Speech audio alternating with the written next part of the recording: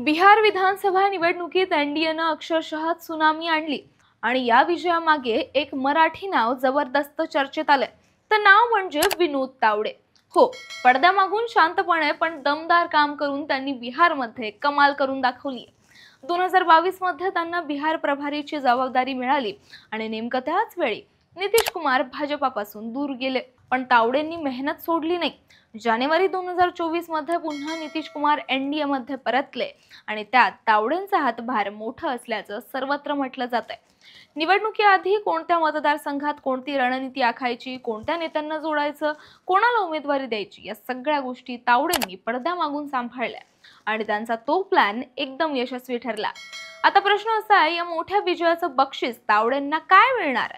राष्ट्रीय पातळीवर आणखी मोठी जबाबदारी की महाराष्ट्राच्या राजकारणात धमाकेदार पुनरागमन? हे पुढचे काही दिवस ठरवतील, पण एक गोष्ट नक्की आहे की बिहारच्या विजयात विनोद तावडे हे सायलेंट गेम चेंजर ठरले। तुम्हाला काय वाटतं? कमेंटमधून नक्की सांगा आणि अशाच महत्त्वपूर्ण अपडेट्ससाठी त्याचं काय महाराष्ट्राला फॉलो करा आणि यूट्यूबवर सबस्क्राइब करायला विसरू नका।